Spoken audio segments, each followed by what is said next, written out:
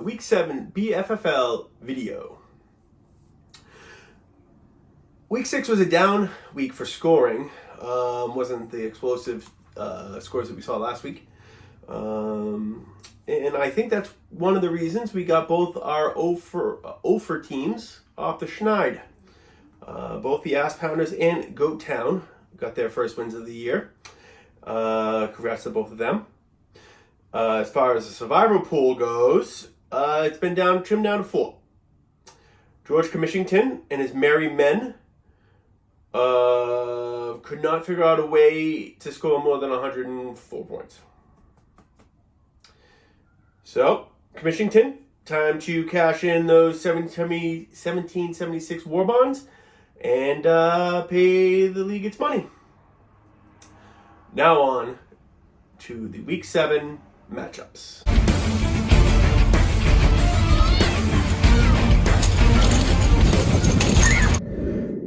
The game of the week is the 6-0 Viper versus the 4-2 Frenchies Cuban Missiles. Missiles were dead last week, allowing Go Town USA to get their first win. The Viper, on the other hand, had another ho-hum trudge-along victory for their 6th straight.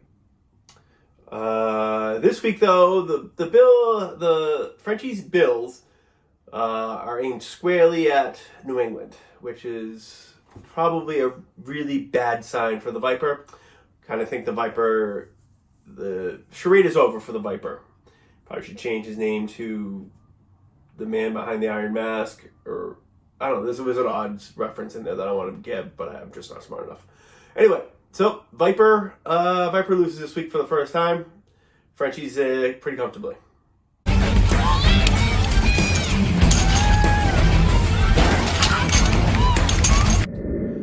Game 2 is the 6-0 Wise Guys versus the 3-3 Wiz.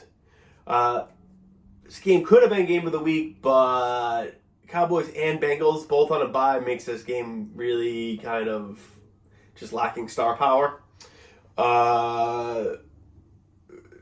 It's Emery DeMarcado versus Zach Evans at the RB slot. It's not exactly Peyton versus Dorsett, if you will.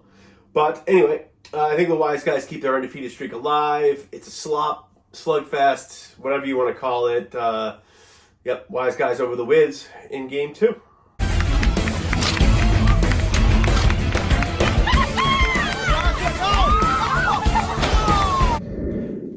Game 3 is 2 Girls 1 Cup at 4-2 versus the 3-3 primetime players. Both these teams, I think, are pretty good. 2 Girls 1 Cup coming off a down week, and the primetime players also coming off a down week. So they're both a little bit feisty, a little bit chippy. 2 Girls 1 Cup, but decided that picking up some guy named Tyson Badgett is the answer. I disagree. And primetime players traded for Jordan Love, who is statistically the most inaccurate passer ever, I think. He just passed Zach Wilson.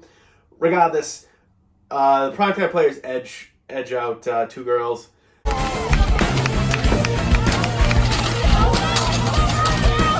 Game 4 is a sneaky good one. Beats at 3-3 versus the Replacements at 2-4. Throw the records out the book. Who gives a shit? Really, what it comes down to it is Beats stole Thielen from the Replacements. Thielen's actually playing well, shocking most everybody except for the Replacements apparently, and he's on a bye. So what the fuck? Anyway, I think Beats is in for a little bit of hurt in this one. I think the Replacements have a little bit of a grudge, a little sassy, a little sassafrassy. Replacements in the largest margin of victory of the week.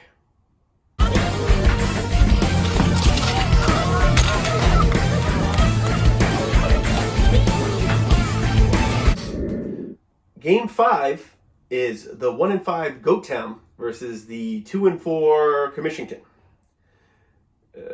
This is a battle of Herbert versus Mahomes, actually playing each other in IRL, as the kids say. And yeah, so usually when that happens, they score a ton of points. I'm guessing it's probably not going to happen this time because we just can't have nice things. Anyway, GoTown gets his second win over Commissionton. Commissionton just trying to figure things out.